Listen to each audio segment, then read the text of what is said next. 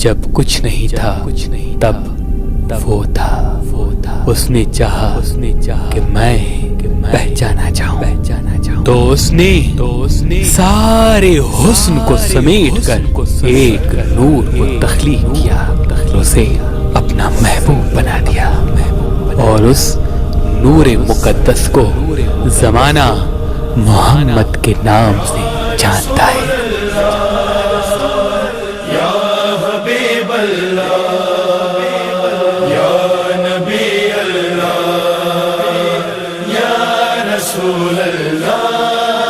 फिर उस खालिक हकीकी ने चाहा कि मैं अपने महबूब की तारीफ करवाऊं, मैं अपने महबूब की पहचान करवाऊं, उसके औसाफ जमाने में बिखेर दूं, उसकी खुशबू से एक जहान बनाऊं। तो जमीन और आसमान को खल्क किया गया, खुशबू को पैदा किया गया, फरिश्तों को तख्लीक किया गया, कायनात के जर्रे जर्रे को हजरत मोहम्मद मुस्तफ़ा सल्लल्लाहु अलैहि वसल्लम की आमद के लिए सजाया गया।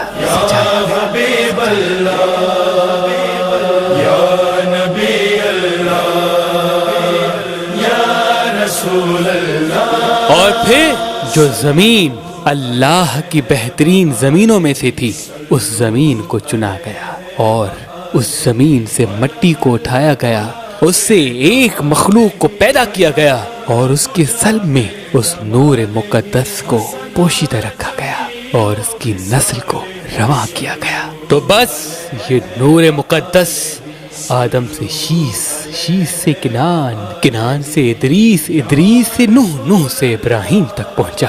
तो अल्लाह ने कहा, ऐ इब्राहिम, जिस जगह से मैंने आदम की मिट्टी को जमीन से उठाया था, उस जगह मेरा घर बना ताकि उस शहर से मैं अपने महबूब के नूर को जाहिर करूं। तो बस अल्लाह के प्यारे नबी इब्राहिम ने अल्लाह का घर बनाना शुरू कर दिया। ये वाकया तकरीबन आदम अलैहिस्सलाम के ज़मीन पे आने से 3435 साल और तूफान नूह के 1080 साल बाद पेश आया। अल्लाह ने अपने खलील इब्राहिम को 86 साल की उम्र में इस्माइल अता किया और वो नूर इब्राहिम से इस्माइल, इस्माइल से अदनान, अदनान से एलियास, एलियास से अब्दुल मुनाफ, अब्दुल मुनाफ से हाशिम, हाशिम से अब्दुल मुत्तलिब तक पहुंचा और अब्दुल मुत्तलिब से हजरत अब्दुल्लाह तक पहुंचा और हजरत अब्दुल्लाह की मुबारक पेशानी पे चमकने लगा।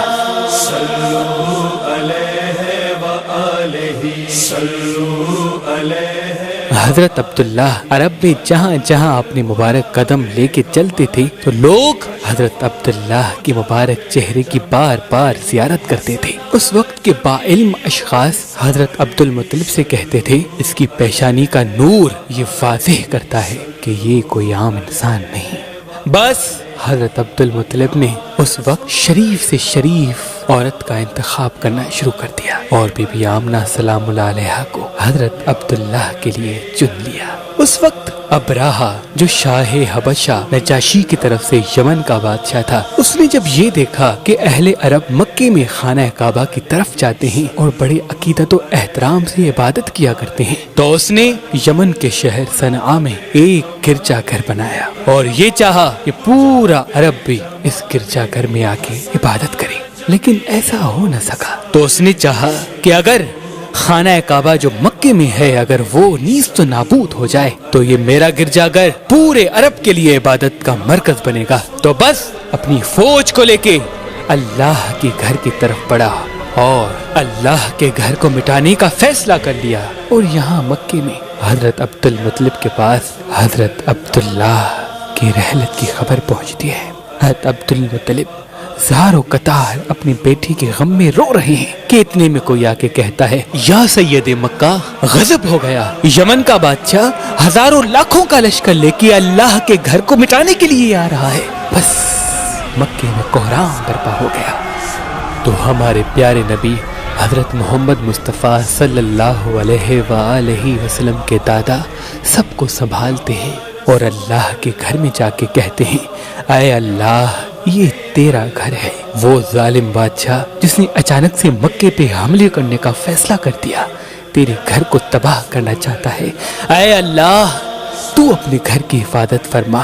तो बस बाद दुआ आप ابراہ کے پاس جاتے ہیں اور کہتے ہیں اے ظالم، تمہیں پتا ہے تم اپنے ظلم کے ساتھ یہاں کے جو فقراء تھے ان کے کچھ اونٹ اپنے قبضے میں لے کے بیٹھے ہو، وہ واپس کر دو۔ ابراہ نے کہا عبد المطلب تم تو سید مکہ ہو، کیا تمہیں فکر نہیں کہ میں خانہ کعبہ کو مٹا رہا ہوں؟ بس یہ کہنا تھا تو عبد المطلب نے کہا اے ابراہ، کیا تو نہیں جانتا اس گھر کا کوئی رب ہے اور وہ اپنے گھر کو تنہا نہیں چھوڑے گا۔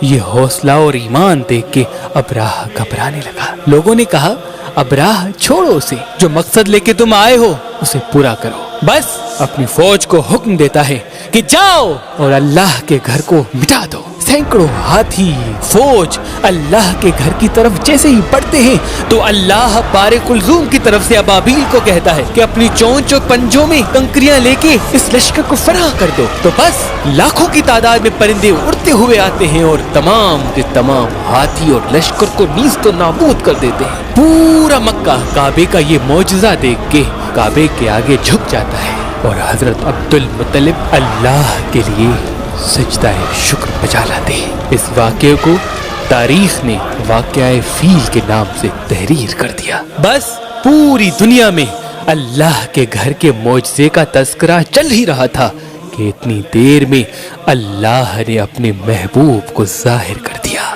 تاریخ نے لکھا کہ جب آپ صلی اللہ علیہ وآلہ وسلم کا ظہور ہوتا ہے تو آسمان پہ کہاتا، نہلل اور فسد کے ستارے اس طرح سے طلوع ہو گئے کہ سارے نجومی سجدے میں چلے گئے۔ اس وقت مصر، افریقہ، روم، کنان میں قحط آیا ہوا تھا۔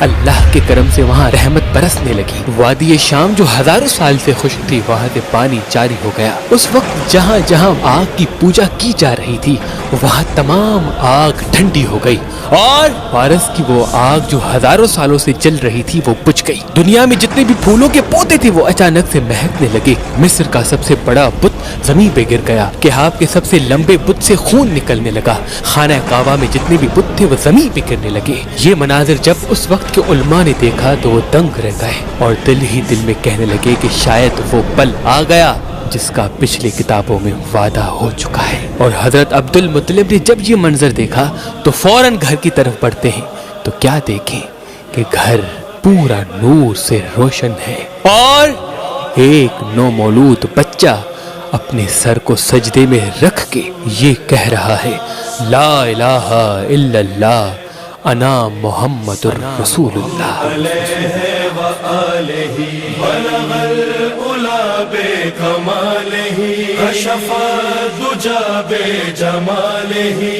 تمام اہل ایمان کو اللہ کے محبوب حضرت محمد مصطفیٰ صلی اللہ علیہ وآلہ وسلم کی آمد مبارک۔